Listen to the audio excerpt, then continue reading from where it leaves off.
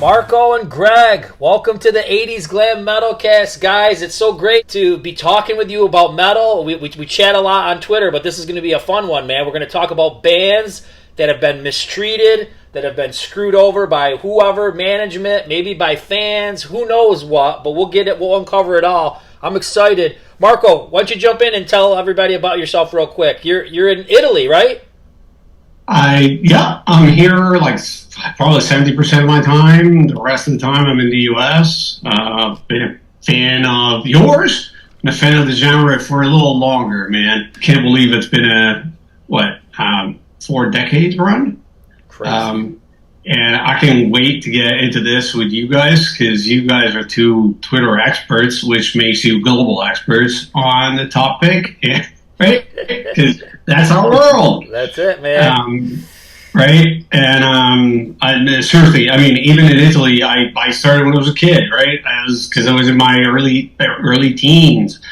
Fell in love with the whole like metal scenes in the U.S., especially then with the Hollywood scene in L.A., and never gave up on it. You know, when it went really dark in the 90s and everyone, kind of looked up to Seattle, I was still in the weeds trying to follow the scene and keep it alive. And, I had a fanzine and all that. Awesome. Never gave up.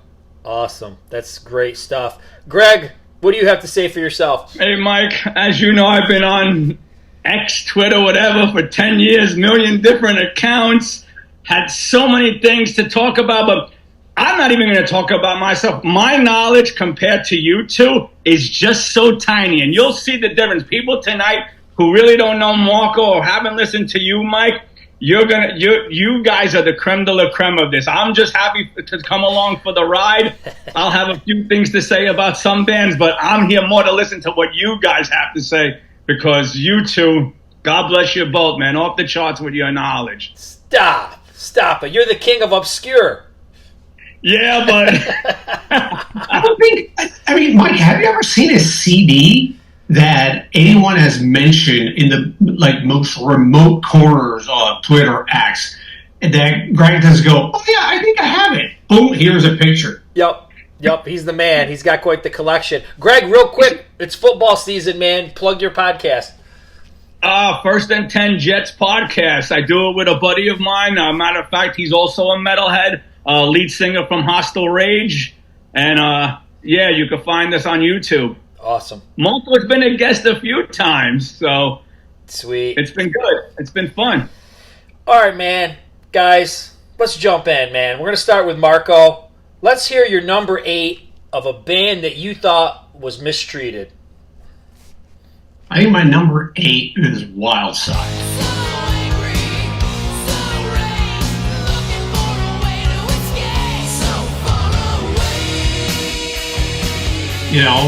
Originally known as Young Guns. I think they got hailed as in LA as the next Guns N' Roses. When they got signed, and they were the big signing for Capitol in 1990.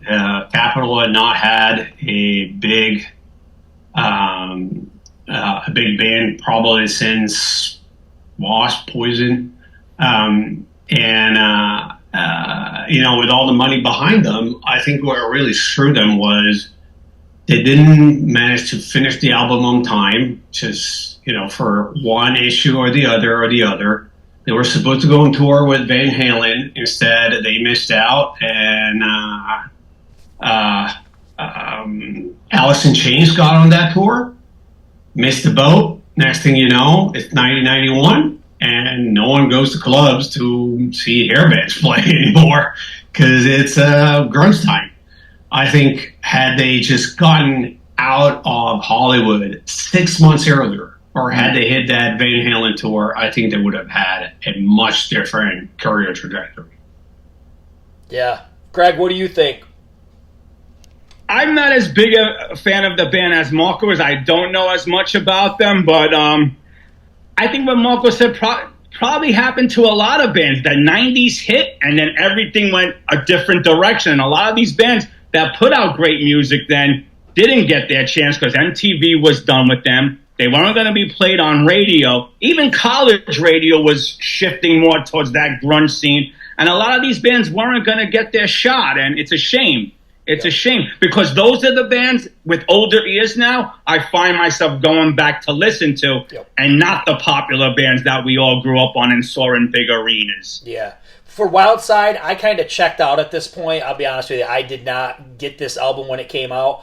I like it now. I go back and listen to it, kind of like what you said. I enjoy it now. But I think Marco made a great point is you're going to find with a lot of these probably acts tonight, it was a timing thing. And they just caught it just at the wrong time, just too late. So that was probably the big issue there.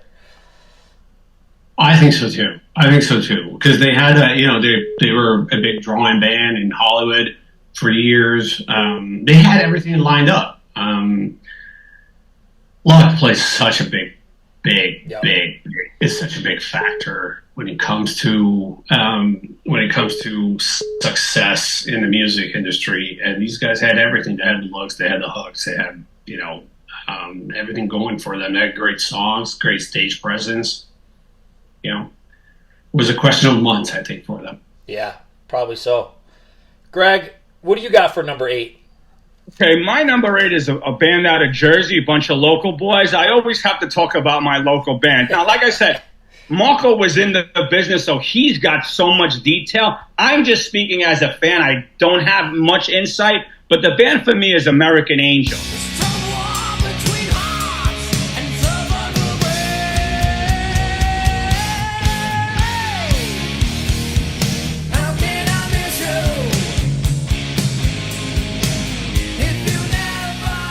This CD came out. Marco, now, you were an LA guy back then. Were they touring the clubs in LA? Did the people in LA know about American Angel? No, never. And I don't get it. This CD is amazing. Mike, if you haven't heard it, try to check it out. It's really good. Hooks, great guitar. Rocco was your perfect frontman. Good looking, 6-pack abs, shirtless on stage. The band had really a lot of great songs, but MTV never picked up on them, never gave them a chance, and they just toured the circuits in New York, Connecticut, Jersey, Pennsylvania, and that was basically about it. They did release a CD, but I don't know why it just didn't kick for this band. They were great in the Jersey scene. We loved them. They sold out clubs, but whether it was they didn't have good management or weren't on a big label, this is one album that should have went far. They had, to me, They were Bon Jovi, but on steroids. A little harder. Maybe Marco could add a little more to what his take is on it. But this is a band that should have made it. When you hear songs like After the Laughter and How Can I Miss You, and it should have been a little bigger than what it should have been, a little more well-known than what it is. But if Marco didn't know or hear them or tour them on L.A., then it's hard for anyone to really know this band. But that's my take on American Angel. I'm not familiar with these guys. Marco, what's your take on these dudes? My take is, everything back then was so west. The gravity pull was all West Coast, right? On the East, either you were somehow sponsored by Bon Jovi, or it was very tough to break into the circuit. I think you had a lot of great bands out in New York City, New Jersey, that area that couldn't break through because Bon Jovi didn't sponsor them.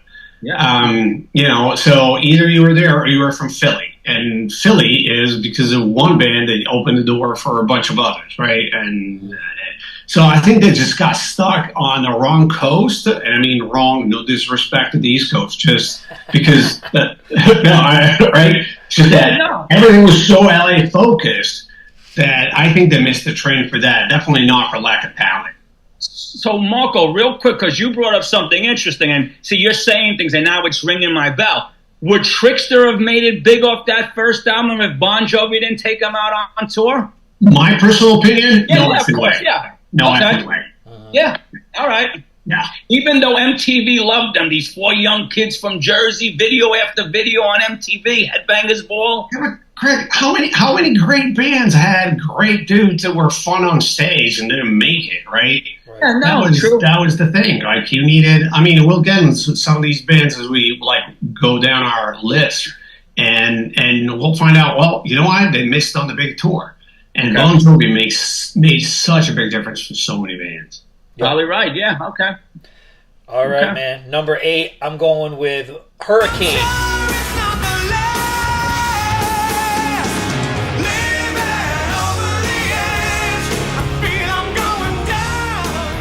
And Hurricane is a head scratcher because I feel like they had all the elements. Had a great singer, great front man. Obviously, he went on to be in Foreigner, so he's got the chops. But I think where the misstep happened, there was no power ballad on the album or release for 1988's Over the Edge. They caught a little bit of traction with I'm Onto You, and then it was like nothing. And when we think about power ballads, think about the other. They were on Enigma. Think about the other Enigma bands like Poison and Stryper. Both had huge ballads, right out of the gate. So I think that was a misstep. I also think having the album produced by Bob Ezrin wasn't a great move because I like Bob Ezrin, and I think he's perfect for Kiss and Alice Cooper and some of that stuff. But I don't think he had like the 80s thing down pat. You know what I mean? I just don't think that was his vibe. They probably just needed somebody who was, a hit maker of the 80s to produce the album. And then it was weird when they got to Slave to the Thrill. It seems like they were still trucking along, but back to the timing thing. The times is kind of starting to change.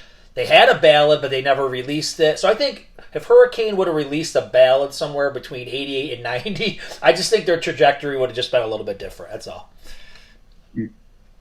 I'm with you. Back then, especially if you think about it in that window, it was all about singles and ballads and videos, right? It was MTV. Mm-hmm. And if you didn't get on that rotation, you were out. Yep. The only good thing that you had going for you is that like labels were a bit more patient, so you didn't need to hit gold or platinum on your first album. But at the same time, they were very conscious of how much money they're going to put into your video or push, with the radio stations that single.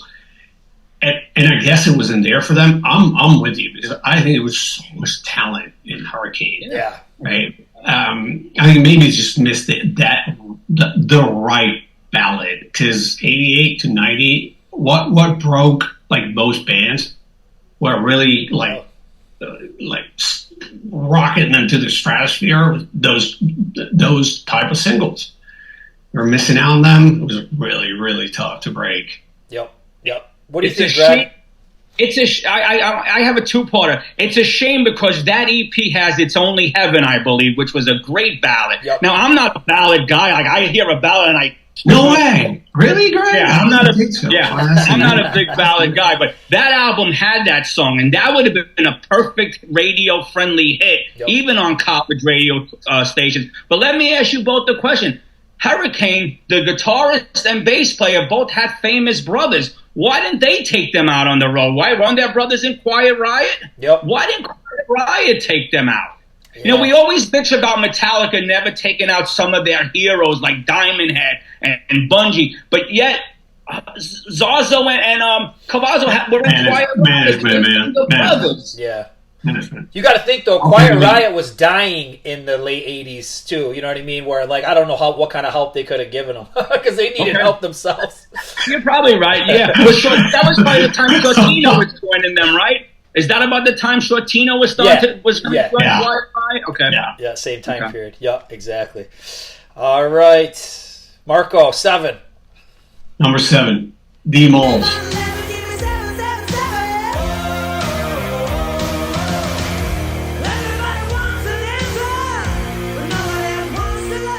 Chicago band, moved to LA, right time, right? Album came out in 88. They were selling out.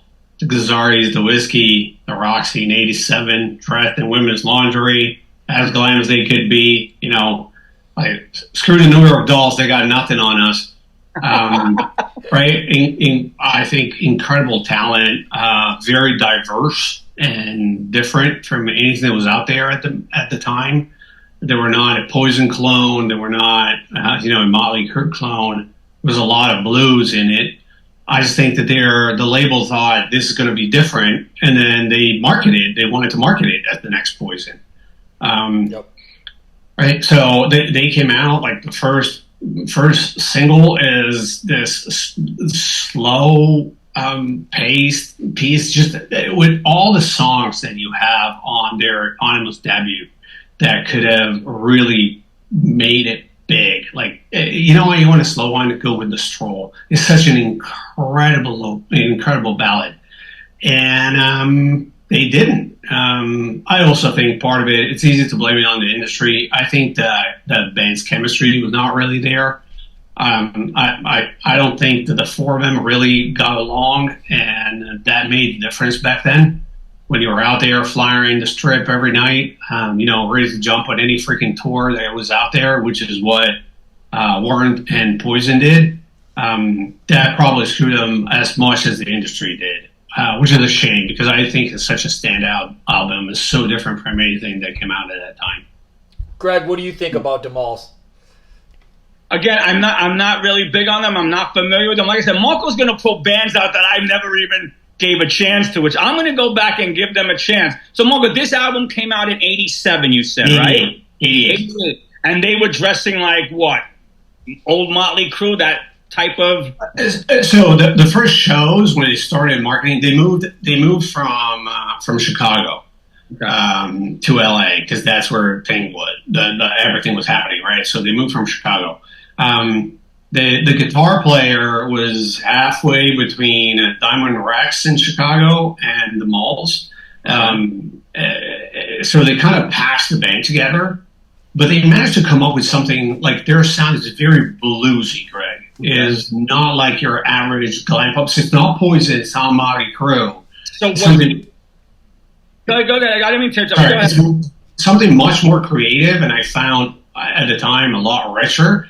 I think it didn't really fit in any particular pigeonhole that management or labels would try to put bands into, and that made it difficult. You add the fact that drummer and lead singer fought all the time. I'm sure that didn't help. So did the look not match the sound? No, not at all. Not at all. Mm-hmm. I mean, they looked like on the album, they looked like Poison with black hair. Okay. But, except for the singer that dyed his hair blonde. You have to be a blonde singer in LA at the time. So it sounds a lot bluesier. So in your opinion, Marco, was that the downfall? The look didn't match an image? Because back then we were selling an image in a sense, right? Because we didn't have all this stuff we have today. So it was just about the look. You saw the look, you went to the store, found the album, you know? So did the look not match the image? That could have been... I think it was part of it. I think it was because they looked glam. They did not sound anything like LA pop glam. And that made it difficult, I think, for anybody to market them. So I think the label tried to pick the song that probably sounded as close as possible to Poison, which it didn't. And I think that kind of put them on the back foot from the get-go, and they stood no chance. Mm-hmm. Okay. I never got into these guys. I remember them. I know who they are, but it sounds to me, from what I have heard and what I've seen, exactly what you're saying is that they were trying to market them as like a hair band or a glam band, and they really weren't that. And I've got some examples of that coming up. So that's a common misstep. Greg, number 7?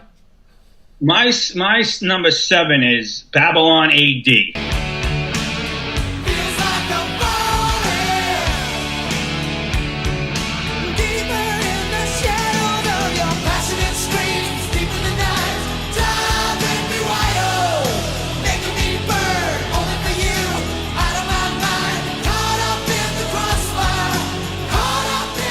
That debut album was friggin' mind-blowing. I don't know if they were on just a label who didn't know what to do with them, how to promote them. I don't know what this label did. But to me, this album is a perfect 10. And Marco, we speak a lot of debuts that are perfect 10, and we always say Wasp and Van Halen and whatever. This is up there for me. There's not a bad track. They even had the ballad. The ballad was great. I believe they had 2 ballads, if I remember right off the top of my head. Desperate was kind of a ballad, and Sweet Temptation was all right. It was like a ballad, but this was a great album. I just don't understand how MTV back then just didn't get behind these guys.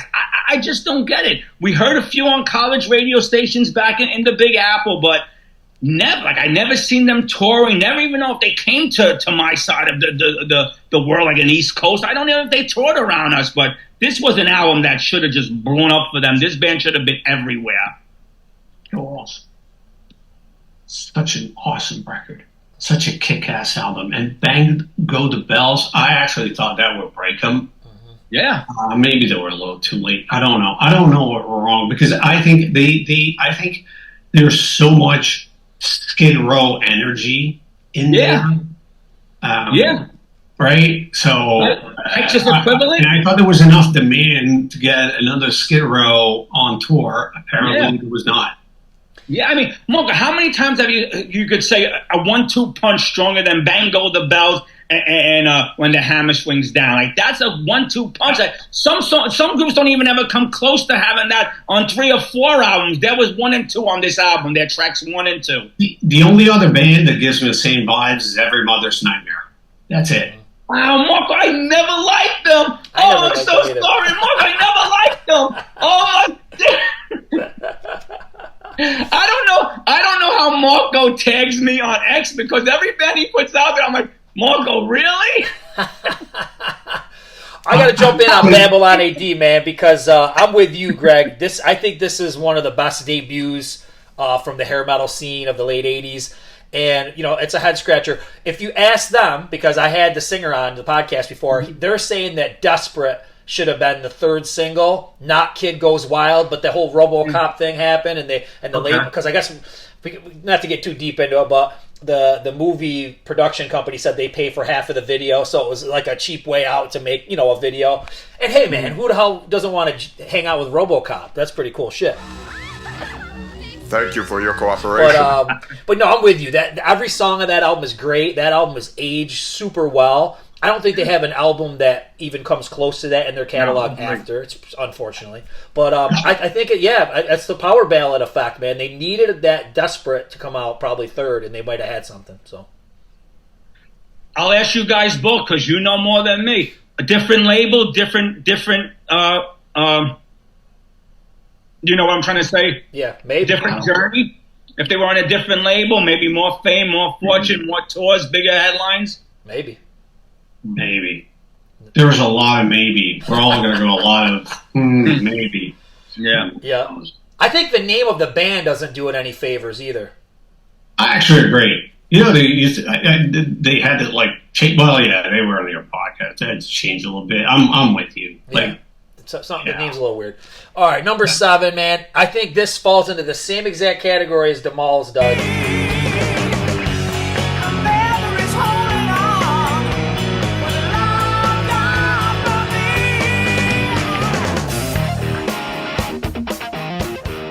Badlands.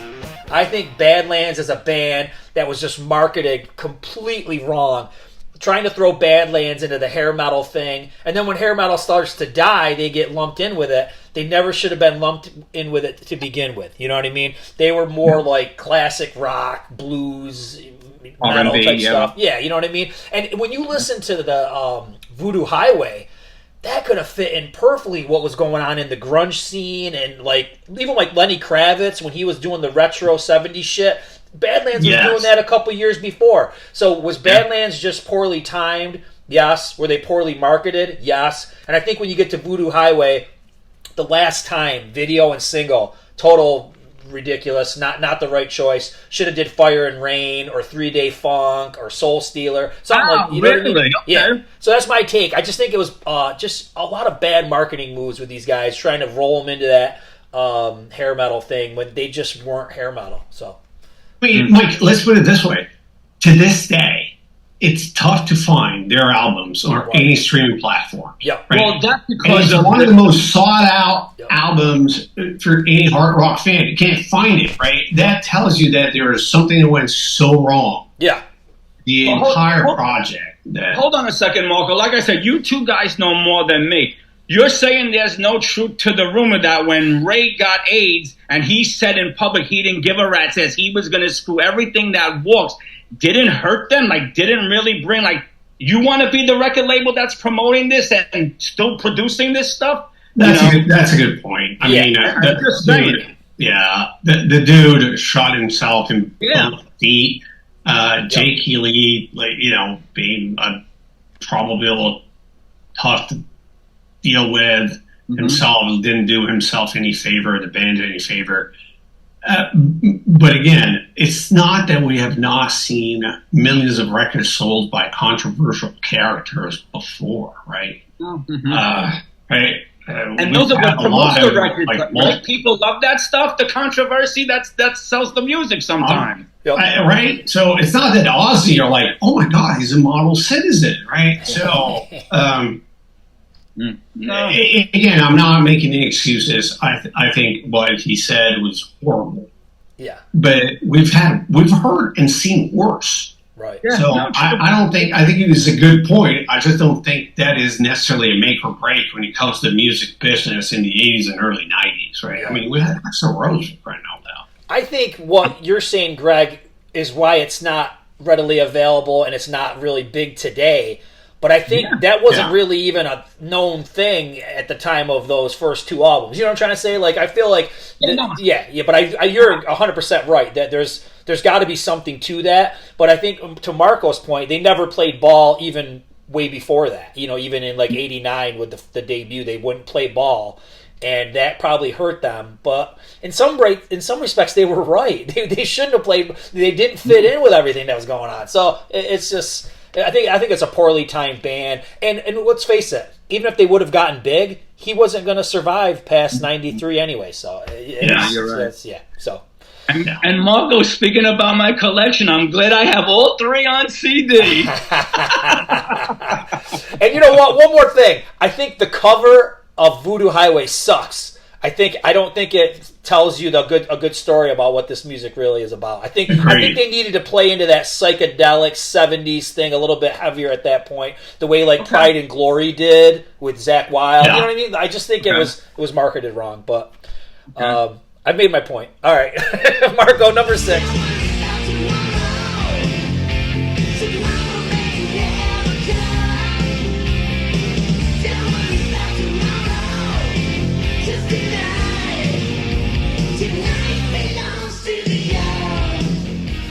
My number 6 is Pretty Boy Floyd. And I think I'm going to give a slightly different take here. I think PBF got screwed by the industry by being pushed out too early. They had very little experience. They had not played enough shows. They got signed after 6 live shows in LA. 6. Wow. 3 of which were sold out. I was at their record release party at the Roxy in '89 with Swingin' Thing and Cyanide Cake opening. I love that band. I love them. I think that album, Howard Benson did a fantastic job. Right? I actually think it's such great bubblegum, fun, pop, glam metal the way it's supposed to sound on the record. Live at the time, they freaking sucked. They were so bad. And part of it is they were young, inexperienced. They were learning the ropes. You know, you can dislike Poison all you want, but by the time they got signed, that's like been on every stage and played a million times. Well-oiled machine. These guys have barely been together. I just think that they had, the MCA decided, they're perfect. They are super pretty. They're super marketable.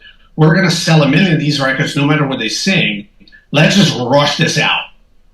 And I think had they given the time to mature a little bit, it would have been a different story. Now, record came out in '89. Maybe had they, waited 18 months, they would have stood no chance because of grunge, right? So it's kind of heads you lose, tails they win kind of situation. But I really think that the main issue there is that they were just not ready. And you put them on a tour, and they're just not. They're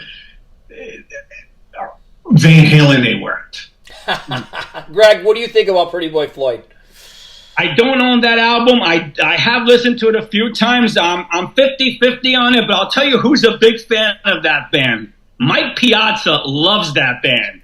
He talks about them every chance he gets when he used to be on Eddie Trunk regularly. Just some New York stuff I thought I'd share with you guys. Marco, you're laughing. How come? Have you met Mike at a club one day? And he's a big Pretty Boy Floyd fan. That I know. He's always talking about them. Oh, my God. That's pretty funny. Yep. Pretty Boy Floyd, I love the debut. I think it's an amazing album. I put it right up in the same league as the Babylon AD album. I just think every song is good. Wow. It's aged really well. Couple things, though. Right out of the gate, the image is dated. That image is 86, 89. Bands didn't look like that. That's first problem, in my opinion. MCA tried with these guys. They gave them actually 2 videos, and one was a ballad. MCA usually gave you 1 video, and that was it. Here's where I feel like they really got screwed, which we didn't talk about much. They were supposed to do their next album around 90 or 91.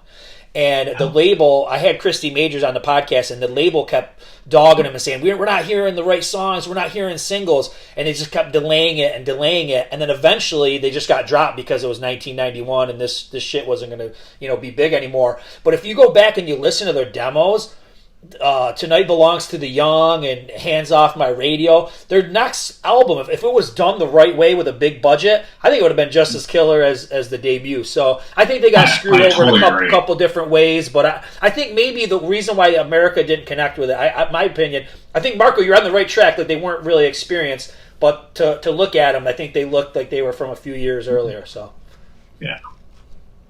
Now, I know the debut. How many albums do they have, guys? 2 or just the one?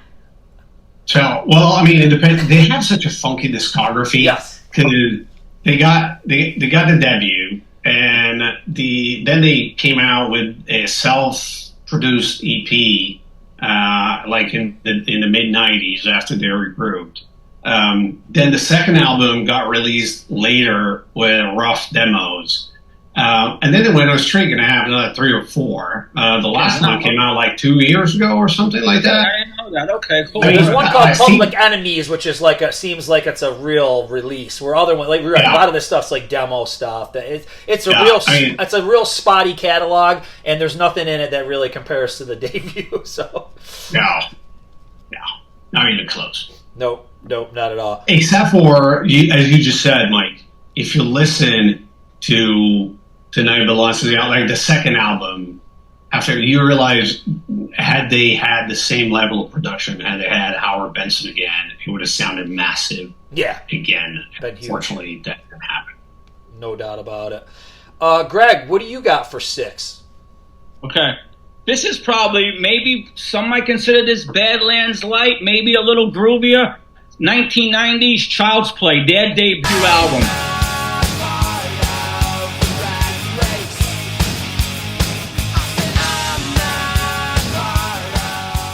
Was fan-fucking-tastic. Excuse me, I'm sorry, but again, another album, 10 tracks, all 12 tracks are awesome. I still listen to it today because it holds up. Again, I don't know if it was the label or whatever, but that it came out in 90 and everyone was shifting to a new scene. Grunge was taking over. This album should have broke it big, and these guys should have been a household name, and this should be in everyone's collection. I'm going with the debut from Child's Play. Not a bad song off this.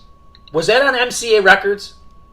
Yes, it was. Okay. I believe so. Right. I believe so. That says a lot right there. Chrysler. Oh, it's Chrysalis. Oh, okay. All right. Chrysler. Okay. Marco, what was the problem with Child's Play? Any thoughts? I wonder, because the fact that we're from Baltimore, right? So it was not too far from. Had they latched on probably onto some Cinderella or Britney Fox tour, they would have had a chance. I actually think one of the issues is it's difficult to categorize them. Nowadays, it doesn't matter because we look back, it's all, hard rock, flashy, glam, hair metal, whatever label you want to put on it, we lump them all together. Back then, I think they ended up, they had, I think, a stronger image than your AOR band, but they were not a glam band. So I don't know how Chrysalis would have marketed them, and I think it was part of it. And guys, this is why I hate, and I've always said this on X for whoever follows me, I hate labels, I hate glam, I hate grunge, I hate thrash, because These are just, and when you label them, then you're going to get your divide, especially when the 80s were. If you were a thrash person, you couldn't listen to glam. You were called a poser, and vice versa. There's some great music out of that people missed because they wanted to stay in one category. Oh, I'm just thrash. You know, and you missed out on great music. And this was a band that shouldn't be missed. Now, also, Marco, it could be location, right? Maryland, Baltimore. I mean, the only reason why I'm bringing this up, Marco, because you know me, and they're from Maryland, I believe, as well. And they're not on my list, but I have to mention them, Kid Gloves. That's another band, female-fronted lead singer, Lisa St. Anne, great raspy voice. That's another band from Maryland that didn't go anywhere back then and should have had a big label pick them up and promote that EP. I'll tell you what, the one thing that we can be sure of nowadays, if the record was produced by Howard Benson back then, it was a great album. I mean, I don't know if he picked them or they picked him or the labels picked him because he worked with everybody. But I mean, from Pretty Boy Floyd, Tough, Child's Play, Sanctuary, you name it. He produced them. He did a phenomenal job. It was such a pro. So yes, if you haven't listened to Rat Race by Child's Play, go out there and find it. Find it. I remember having this and liking it back in the day, but for some reason I just haven't revisited it much in like recent years. So I got to go back and spin it again. Yeah. Totally worth it. All right, my number 6, Howard Benson produced on MCA Records. I'm going with Bang Tango.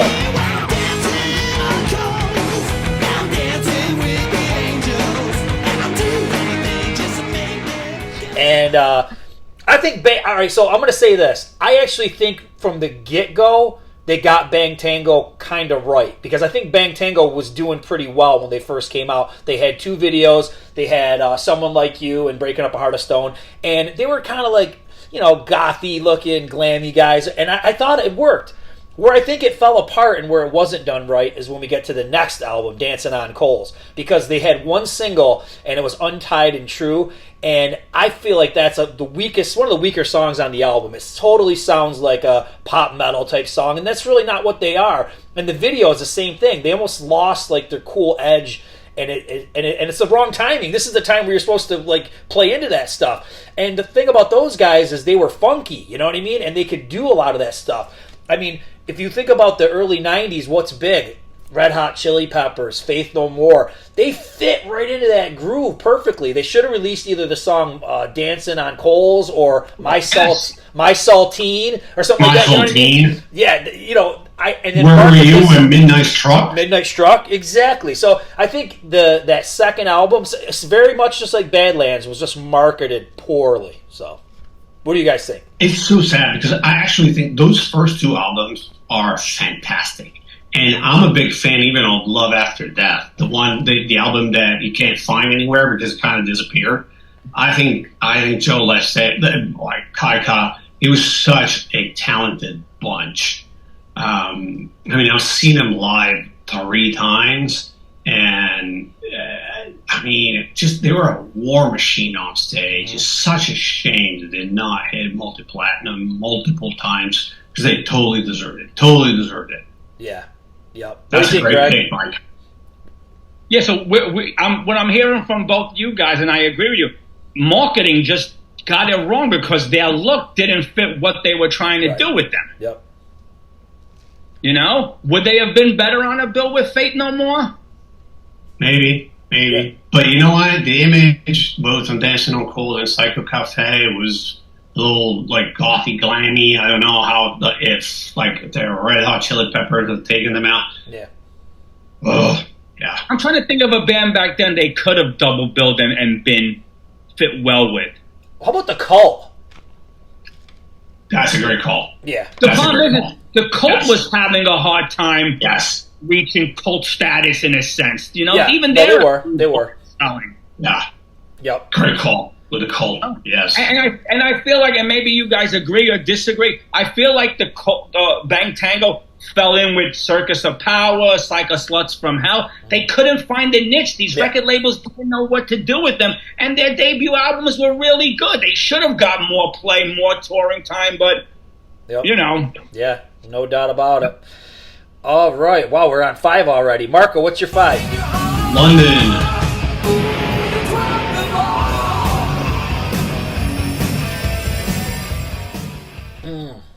Greg, I want to see your reaction to this. I mean, you want to talk about LA scene veterans? I mean, these guys were there. They were there to the thick, the thin again, and they stayed thin and lean because no one gave a flying right. And I think, especially the second album, "Don't Cry Wolf," is one of the best glam metal albums in history. The Priest was a phenomenal frontman. And nut jobs, but it's not that we're lacking nut jobs in LA at the time, again, or in general in the metal scene. They trained everybody, right? They trained Nikki Sixx, they trained Blackie Lawless, you name it. They at some point they played in Sister or London. You know, we watched them and listened to them in the decline of metal, of Western civilization, the metal years. Like, these guys are rock stars. Lindsey Gray was a phenomenal songwriter and guitar player. I have no idea why they never got out of LA. It was just impossible to get them on any tour, get them any recognition. And they were pros. I wonder, because, again, the Priest's reputation in Hollywood was fight anybody if his personality was an issue, rub people wrong. But, again, we've had plenty of rock stars to know exactly easy to get along with, right? Sebastian Bach, right? And yeah, they made it. So I have no idea why nobody really decided to bet on them. Here's my take on London. They were known as Metal 101. Like, you played for them and you moved on. Like, they were the school of where you went on to become into bigger and better band. Here's what I'll say about London. The decline and fall of Western civilization didn't put them in a light. It made them look like drunken buffoons. Now, I don't know if they were drunk every time they played or every time they hit the stage, where the difference is Sebastian Bach didn't start off as an ass, he became an ass. Where it sounds like London had a lot of, like the band members had a lot of time bending a little, and hey, props to them. They didn't want to bend to people, so I think that's why they didn't succeed. I think if they would have bended just a little, they would have hit the heights, because those songs were great, and you can't even find them. It's hard to find them. You find a copy of their album, it's at least $100 or more. Yeah. You know? I think "Don't Cry Wolf" is great. It's just the production. You needed to be on like that big label and with good production. And then what happened by the time they got on I don't want to say it was a big label, but like when it was The Priest, Ride Through the Night or whatever, it was better quality production, but it was so late in the game. It was like, those guys should have been, having the big production and the big labels and stuff years and years before that. So yeah, it's unfortunate. Yeah. Nailed it. Greg, what's your 5? Okay, maybe this one was bigger than I'm giving it credit for, but again, this is an album that I think these guys should have went on to do arena stuff more than just the clubs. I seen them twice in the clubs, and I'll tell you who they were with, which was funny, and that's Dangerous Toys.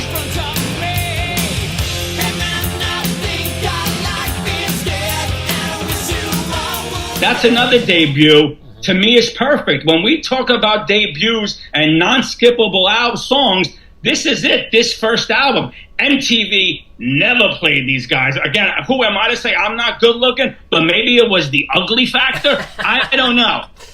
Like, you look at these guys on the back of the cover and you're thinking, But this album was superb. It was catchy. It was sleazy, sporting a Woody. Everything you wanted on the Outlaw, a little dirty, Everything, this album was perfect. This band should have taken off and never looked back. Jason McManus didn't have to play for 50 other bands. This should have been his home for 30, 40 years with this band. This album was incredible. And I saw these guys in a small club, and it was a weird bill, because the first time I saw them, it was with Extreme and Warrant. And then the second time I saw them was with Warrant and I think Valentine. Yeah, you're looking at me, Marco. That's a Those weird are great bill. bills, man. Yeah, it was a weird bill. It was at the Ritz, and it was a weird bill, but it for some Marco, it played that night. Mike, it played that night. All three bands were just releasing their debut albums, if I remember it, and it just went over. Everybody in that crowd loved all three bands. Extreme and Warrant went on to do great things, and Dangerous Toys never got out of the batter's box. What was the band that Mac Master was in before? Watchtower or something? Watchtower, yeah. Watchtower, yeah. Yep. Yeah. Wow, that's a transition, right? And then when he left, didn't Alan Tecchio from 80's take over? Yeah. Which is another thrash band that should have made it big, but we won't get into that part of it. Yeah, you're right, man. I think it's a kind of a head scratcher because they were nasty and gnarly right at the right time, where you that's kind of what you should be. But I'm also going to say, like, okay, what did I put them in the same kind of vein as Skid Row, right? It's kind of very similar. But what did Skid Row have that they didn't have? Like you said, maybe it was the looks, and then it was the power ballad. So I don't know. That's my take. Yeah. But Mike, let me ask you a question. All these bands that had the hit with the power ballad, do you still reach for their albums? Do you still reach for that album with the power ballad? How many times do you reach for Theater of Pain? I actually like Theater of Pain. Bad example. But no, I know what you're saying. I'm with you. I think Theater of Pain is trash. I hate that album. I loved it then. I don't even go for it now. There's probably more dust on that CD. It's Smackdown Mickey. It's good. No, not for me, Marco. I liked it Home then. Sweet Home is phenomenal. Yeah. Well, it's a ballad, so I'm with you. Greg, I'm on the same page as you. Like, I don't gravitate to power ballads either. I really don't. I always thought they were like the weaker songs. I always liked the faster and the heavier songs, but that's not what sells records. You know what I mean? And like I said, no, I know. And there was like a female audience that enjoyed that kind of stuff too. So that's a whole. They still went gold, right? Marco, like I said, when it came out, I saw them live, I think twice. I loved the album. Now with older ears, I'd rather listen to Dr. Feelgood than listen to that album. Wow.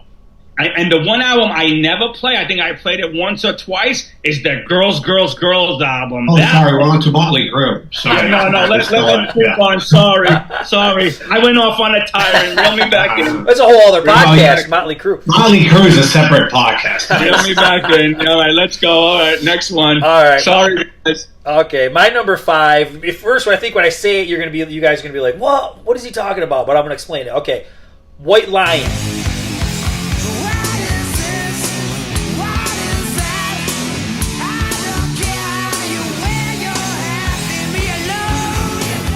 Okay, I think White Lion was done right with Pride. Okay, I'd be a fool to say that they weren't. Those were all big singles. They had the right videos, the right look, everything.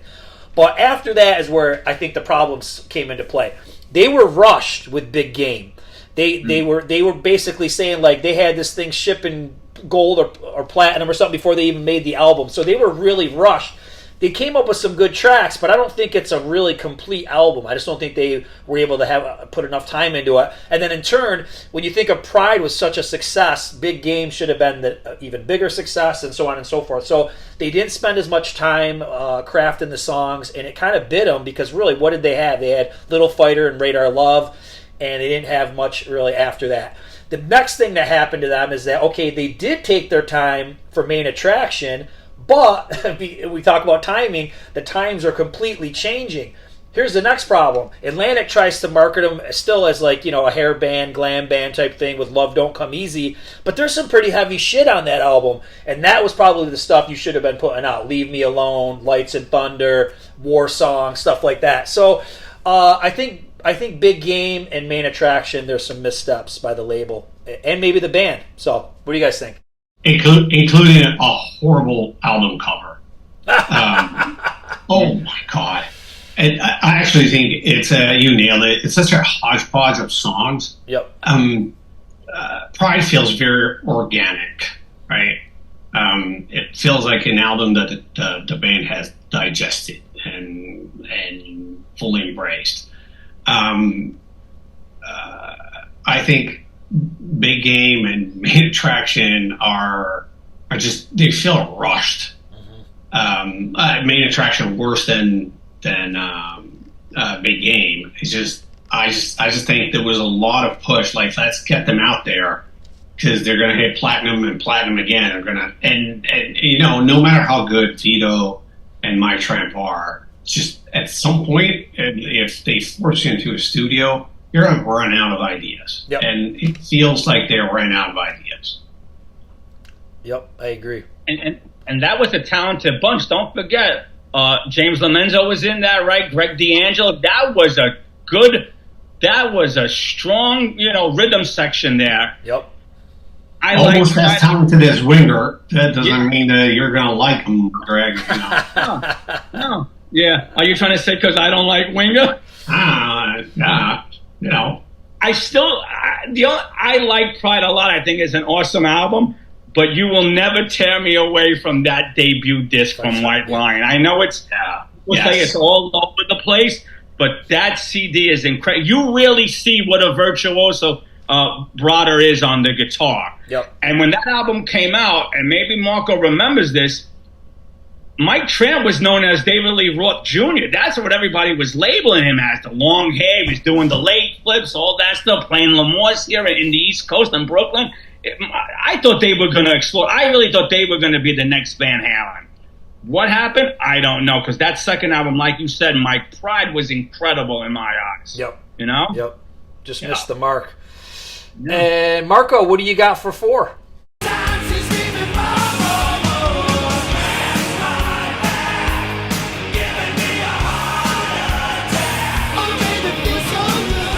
Rock Scan. I think here, and I have another one down the road that suffer from the same issue. If you listen to their early demos, where it's hard rocking glam of the finest kind, with Kevin Steele just showing off all this, you know, sass or killer. Then they get into the studio and they get polished, buffed, like all sleek and shiny. And that lost a lot of punch. And I think they got caught in between, am I Poison or am I Guns N' Roses? I'm neither. I am as pretty as Poison, but I would like to sound a bit more like Guns N' Roses. And by the way, I'm not from LA. I'm not from New York. I'm from Florida. Isn't Florida known for death metal? Yes, it is. So what the hell are you? I don't know. I'm good, but no one cares. And even if their single was great, the video I think was killer. It Scratched My Back. It's a phenomenal song. I just think ultimately, whatever happened in that studio, I think toned everything down 2 notches, and that did the band no favors. Mm-hmm. Greg, what do you think? Isn't it sometimes better to leave things as raw as possible and then over polishing it, right? Right? I don't know. Yeah, I think with those guys, I love those guys, and I think No Easy Way Out is an incredible song from that whole, you know, late era, you know, of glam metal. But I think you're right. I think there's a little bit of a dark edge to that band, which, well, you said maybe they lost that when they tried to overproduce them. And then I think the look is confusing too, because I think at that point, once again, they were real heavy glam, where that had kind of passed a few years before that. So I think a little bit more of an organic sound and image to fit the more edgier music would have worked. But I love those guys. It's kind of a head scratcher to me. I'm with you. Greg, what do you got next? Okay, the next one I got, some people used to refer to this band as AC/DC Junior, and that's Dirty Looks.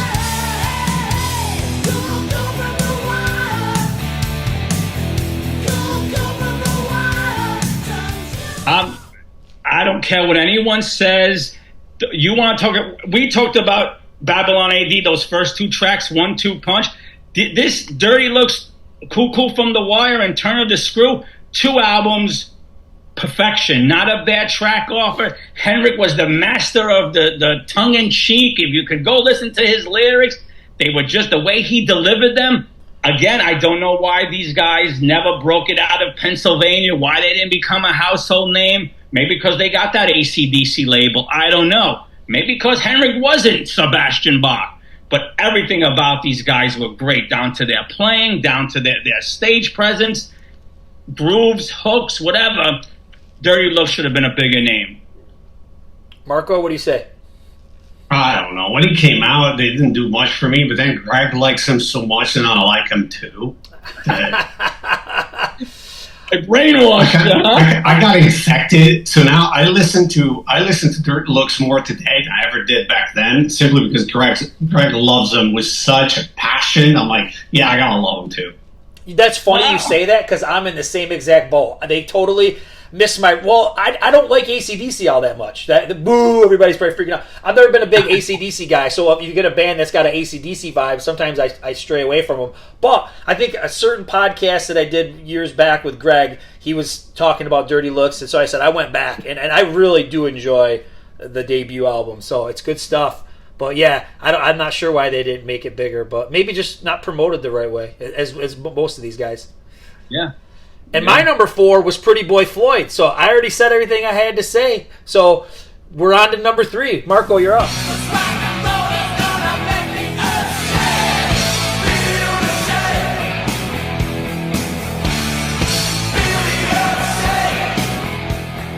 My number 3 is Jet Boy.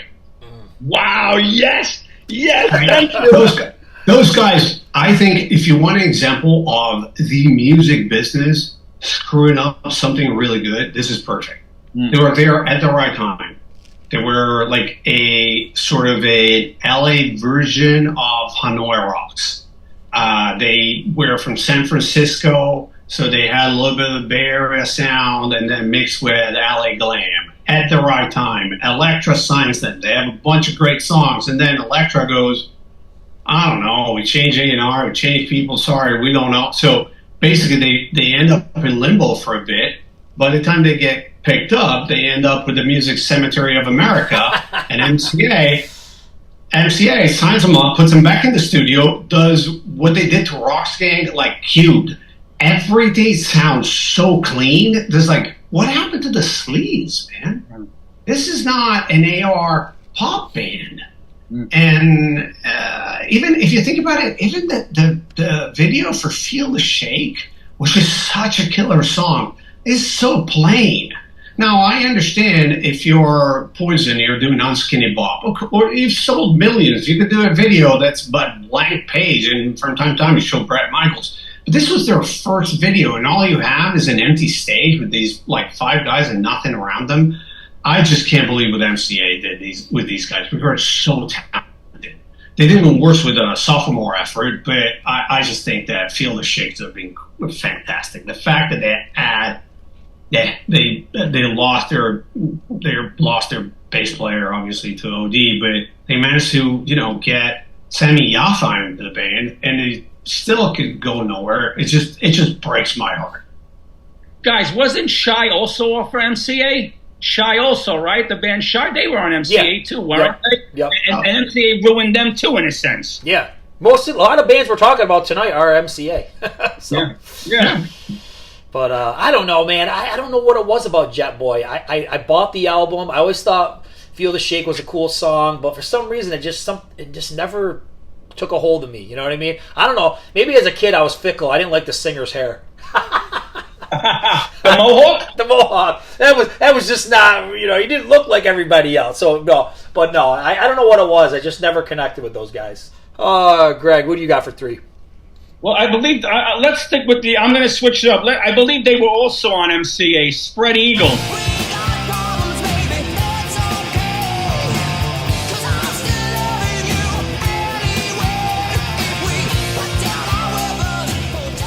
That is another fantastic debut.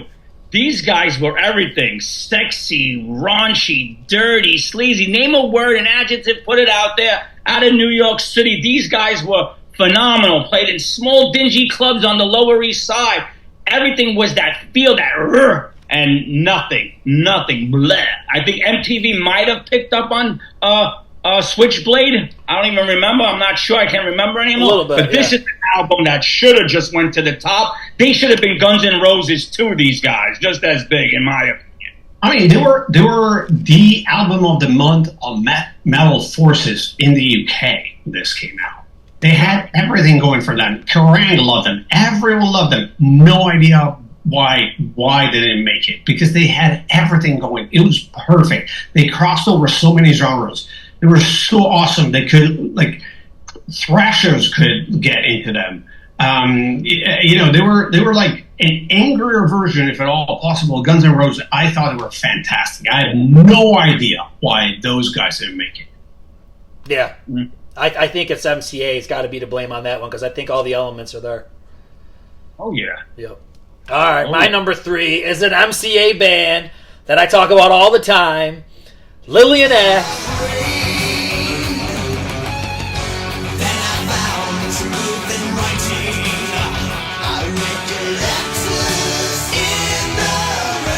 All right, and all right, there's two big points I want to make. With their first album, and I know I sound like a broken record, they had an amazing ballad called Nobody Knows. It should have been released. It's a really good, and it's not like a cheesy ballad. It's got some depth to it.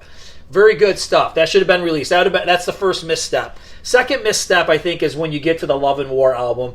And Marco, I don't know if this was you or if it was the Hair Metal Guru, but somebody posted the review from Kerrang of Love and War on Twitter the other night. And one thing that kept coming up with some of the songs was that they had a Queensryche vibe, right? And I kind of never thought of Lillian X that way, but if you go back, there are some more progressive type tracks like Letters in the Rain and Ghost of Winter and all this kind of stuff. Yeah. They're really deep stuff. And I think what happened was Show a Little Love got kind of popular. It didn't really do much, but it played into all the cliche, glam metal crap. And that's not Lillian X whatsoever. That song's not even representative of the rest of the album. The rest of the album is deeper and darker than that. And I think at some point they should have changed gears on how you promote Lillian X and promote them more for some of that depth, the deeper songs and topics that they cover. So I think missing the power ballad in the beginning, but then just marketing these guys wrong, trying to throw them in the hair metal scene with Love and War. I think Love and War was way more than that. So what do you guys think? I actually think that album should be talked about in the same breath as Queensryche's, Race for Order, or, right? Yeah. I mean, I am talking, or Operation Mindcrime, or, some of the more proggy stuff, because it's so, I think there's so much. I remember playing it. I remember buying the LP back then. I played it so much I had to buy a new copy because it was so special. And yes, the cover of My Number is almost better than the original version. What a song. I love it. It's freaking kick-ass. Like pure candy. But as you said, it's where they get proggy that stuff sets them apart from everybody else. I think it's one of the most underrated albums in history. Yeah. Greg, what do you think of Love and War and Lillian X and all that stuff? Okay, so Mike, we've discussed this a number of times on your show. I'm not the biggest fan. I do have Love and War. I think I actually like it better now with older ears, and especially I don't know how many times you must have told me to go back and give it another try. I don't see the Queensryche similarities, but I'm going to leave it to you two guys.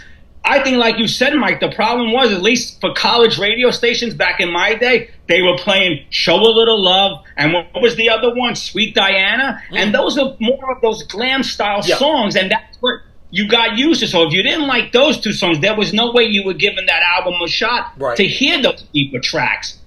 Yep. I like the album now a lot. I think it's really good. Not as much as you two guys like it, but definitely now with older ears, I have a better appreciation for that album. But that's the only one I own. And I know, Mike, you always yell at me and tell me to go back and check out the review.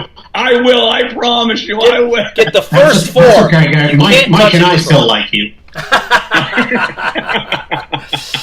All right, man. I can't believe we're getting down to the wire here. Number 2, Marco, what do you got? Number 2, I have Love Hate.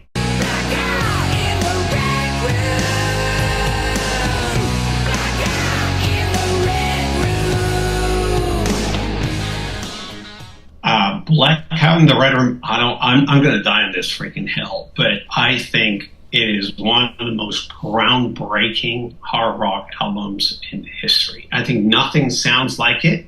I had never heard anything sounded like it before.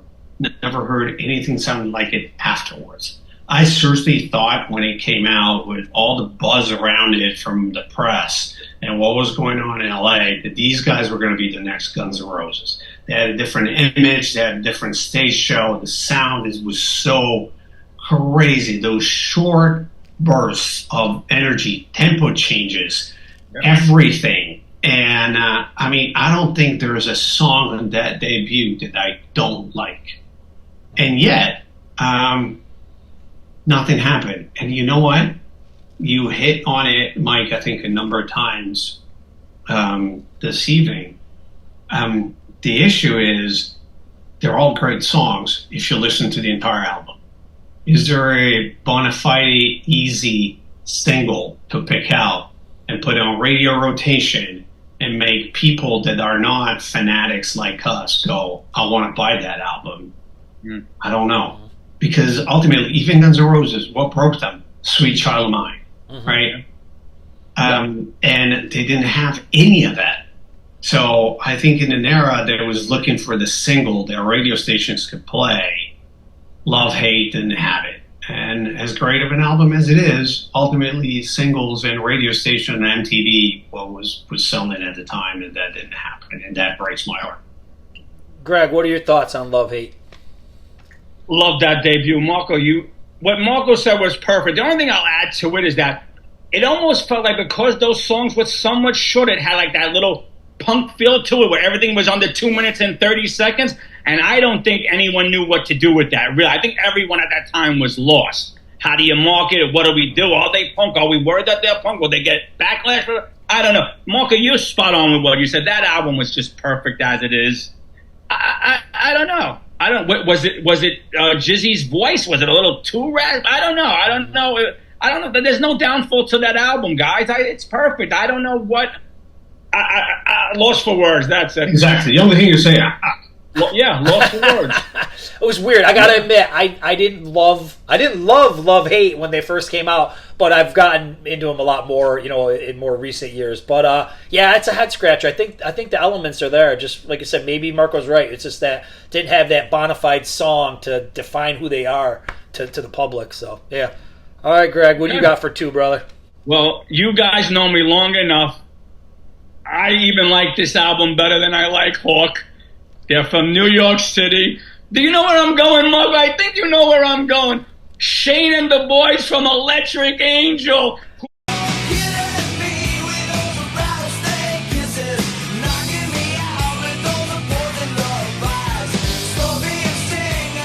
Who does not? If you don't have this album and don't think this album is just fantastic, lyrically, Shane, the way he delivers, everything about this band, this is a must-have, this album. I'm going with Electric Angel off of the Atlantic company. I don't know what it was. I could listen to this album a million times. I don't know. I don't have any reason why this band didn't get on MTV. Shane was a good-looking guy. They had Christine Applegate in their debut video. This band should have just went nuts. Men, women, everyone should have just jumped on this band. This album should have took off, and it went nowhere. Nowhere. Marco, what went wrong with these guys? I actually, oddly enough, because usually he and I are not exactly on the same wavelength, but we're getting to the top 1, 2, 3. So I'm with Greg on this. I don't understand it. They had everything. There was not over the top glam, so it didn't have to go, oh my God, why are they wearing lipstick? They had a great image, great songs, good looking singer, fantastic voice. I mean, they had everything. So here, the only thing, given how much talent those guys had, the only explanation I had is someone at the record company dropped the ball. Because I have no other explanation, because there are no flaws in that record. Clearly, if you like Slayer, maybe you have a bit of an issue with it, but then you wouldn't even try. But that was not the problem back then, right? It's not that those albums weren't selling like hotcakes. So someone there screwed up big time. because there is exactly like Greg, you said about Blackout and Red Room. I can't think of anything about that album that makes me go, wow, there's a weak spot there. So this is a true mystery to me. Just like you'll hear, I think my number one is the same. Like, I have no idea why it didn't make it.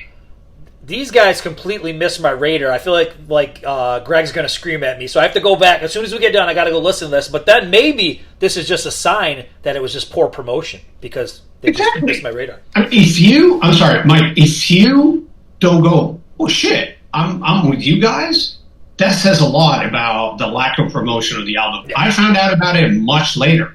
It's not that I was, and I spent a lot of time, like at clubs and bands and shit, like, and I found out about it way too late. Yep. All right, number 2, I'm going with Keel.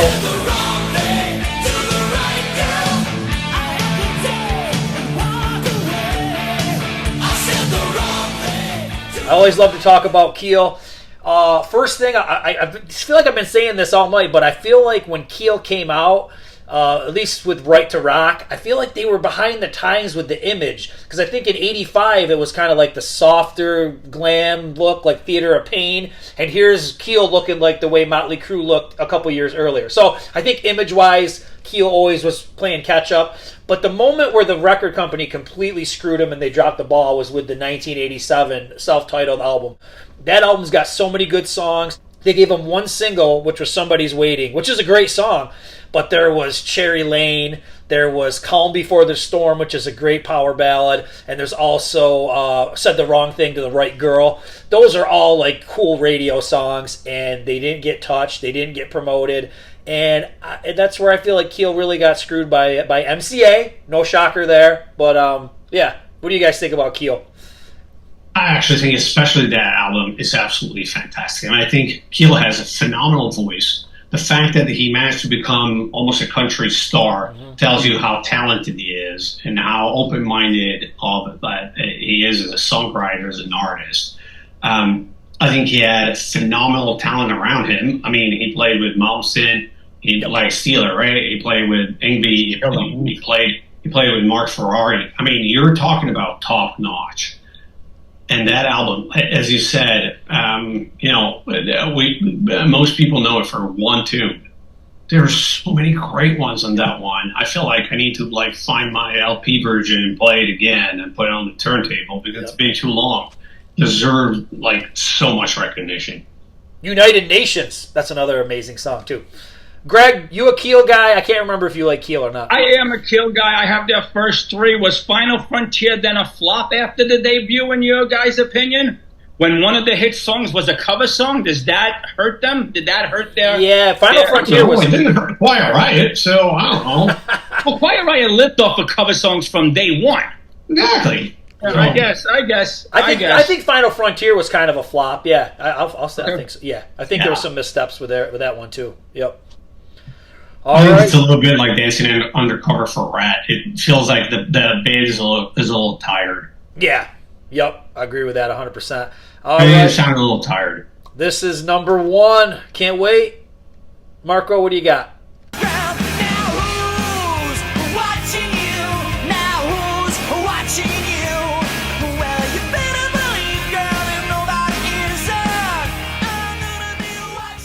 Vain, No Respect. I mean, this blows my mind. I think it's the one best hard rock albums ever. They really had everything. Okay, maybe one of the guitar player was not exactly the most proficient musician, but Davey Vain, I mean, you're talking about someone that was a producer to Death Angel. Someone that could write great songs, command the stage.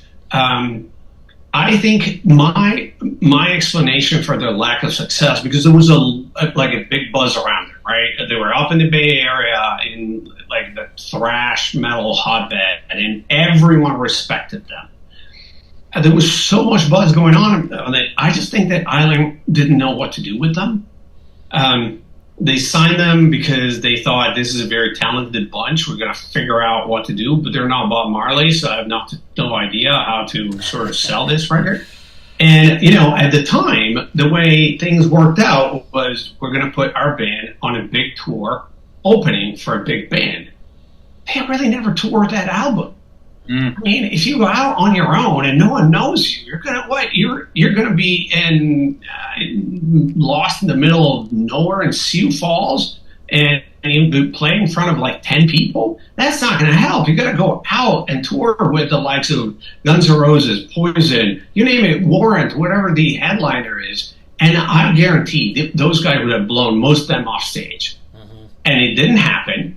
And at that point, same thing as Pretty Boy Floyd. They're in the studio. All Those Strangers is a great fucking album. But, well, the first one didn't do as well. We're trying to recoup costs, and they got cut. And at that point, it just became, they sort of like frittered away just because Davey Vane wanted to keep them alive. But it's such a shame. Such a shame. Greg, what do you think about Vane? Marco, would you guys say that Vane is the East Coast version of Spread Eagle? Both bands outstanding. That side A of Vane alone, they could have just released that side A, and that should have been fucking enough to sell billions of records. That album is great in every way, and like you said, Marco, those guys had sex appeal across the board. I can't believe I'm saying this, but it's true. It's true. Like, you saw Davey Vane on stage. He played with bare feet. He was moving around. He had, a little bit of everything going from him. And we talked about Babylon AD, that 1-2 punch.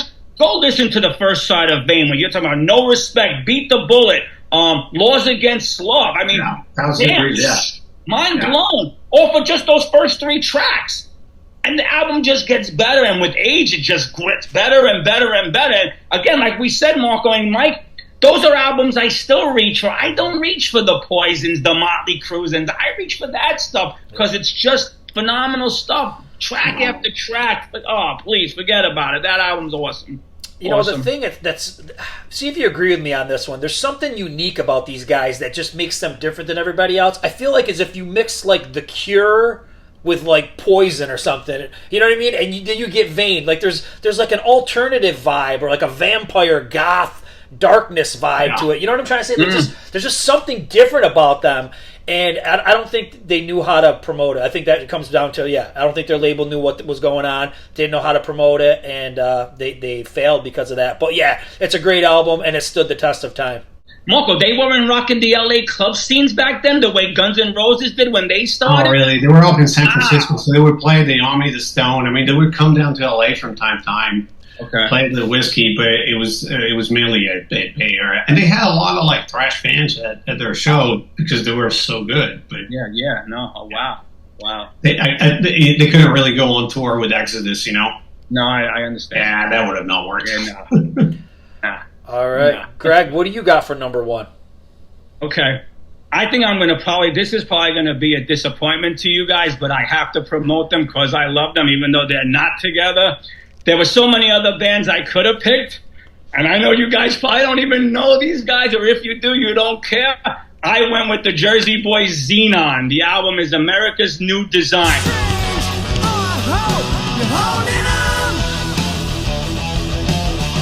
I know they're not glam, they're good rock and roll, but I've been with that band from day one, saw them live. This album is just pure rock and roll, good music. I thought you were going to be your number 2 with Electric Angels and your number 1. So, wow. Yeah. No, I had to go with my boys from Xenon. They got that Chick Corea feel to it, if you know them. Everything about this album is perfect. Why didn't a label pick up on this band? I don't know. I'll never know. I'll never understand it. I know a lot of people don't even know who Xenon is. I love this record. 10 years on X, I've been talking about it. It gets no run, nothing. People look at me like I know nothing. I love this album. It's my favorite, and they should have been huge. You know what? I'm gonna play it tomorrow, and then tell everybody about it again, Greg. So you're gonna say, finally, someone listened. Well, you know what? I didn't want to say anything, Marco, but it's kind of like you could say, this shit is great, and people could say, yeah, Marco's right, this shit is great, because that's the way it is. But it's like you're the king now. If you say it's gold, people are jumping on it. Greg, I have no idea who this band is, so you've just given me some homework, so appreciate it. Yeah. Check them out. All right. Well, I got my number 1, and it's a band I know Greg loves. We don't necessarily agree about certain aspects of their career, but I'm going to go with Loudness.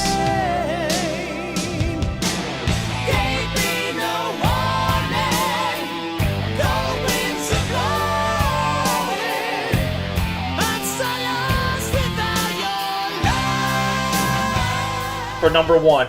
And I think that Loudness, you know, I gotta try to be as politically correct as possible, but I just feel like the audience didn't take them serious enough. Is that, you know what I'm trying to say? Like, were they looked at as gimmicky because they were from Japan and the singer had a little bit of an accent? I mean, so what? That was their charm, and there was so much talent out of all four of them. Just an amazing talent. I always liken them to the Japanese Van Halen, and I just think they were mistreated all the way around by the public and everybody. Akira, I mean, it's sickening. It's just amazing. I have to say, Mike, for anyone who read your book, they would have guessed that. Right. So here's where that takes a turn where Greg's not going to agree with me. But where they really missed the mark is with the Soldier of Fortune album with Mike Viscera. Because what you've got is they're trying to Americanize this band. They're trying to, you know, maybe do some more commercial, radio-friendly stuff. You get an American singer in there who's got a great voice and a cool vibe. And you release one single. You release You Shook Me. This album has all kinds of radio-friendly things. It's got power ballads on it. And you don't release any of it. And behind the scenes, what a lot of people don't know, which Mike Viscera shared with me when he was on the podcast, is their management company was like stealing all their money. So I just think the public didn't understand Loudness for the most part. Atlantic Records totally got it wrong when Mike Viscera got in the band. And their management screwed him over as well. So a lot of things going on. I can't wait to hear your thoughts. I actually think they were phenomenal. I liked Soldier of Fortune. I loved it. I love each and every one of them. I think, like, listening to Akira play, it's just, if you don't derive pleasure from listening to Akira play, then you don't like guitar-driven hard rock music. Mm-hmm. You nailed it. And I think the fact that probably the U.S. market didn't know how to deal with a Japanese band was part of it. Mm-hmm. Maybe, like, didn't know how to market them. Maybe didn't know how to, like, get them on a tour, because ultimately, you know, you needed to get back then. In order to break the charts, you needed to be on tour all the time, right? We flipped the script nowadays, but back then you needed to go out there and market the album. If you don't know how to do that, it's very tough. I think that we're completely mismanaged. The fact that we're from, you know, the Far East and the land of the rising sun made it really tough on an absolute, like, scorcher of a band. I'm so sorry that they didn't go multi-platinum the way they deserved. Greg, you have an hour? Wait a minute, you have all your CDs. Get all your CDs and show them to everybody. Yeah, I don't know if you guys ever see when I post my Loudness collection. Here's the problem with Loudness. The first four albums were so hardcore. I don't mean in a thrash sense, just so raunchy and rock and roll and metal. And they came to the U.S. to break in, and MTV really tried to soften them up. Really try, like when you hear Crazy Nights, and then what was the one off the next album? Let It Go.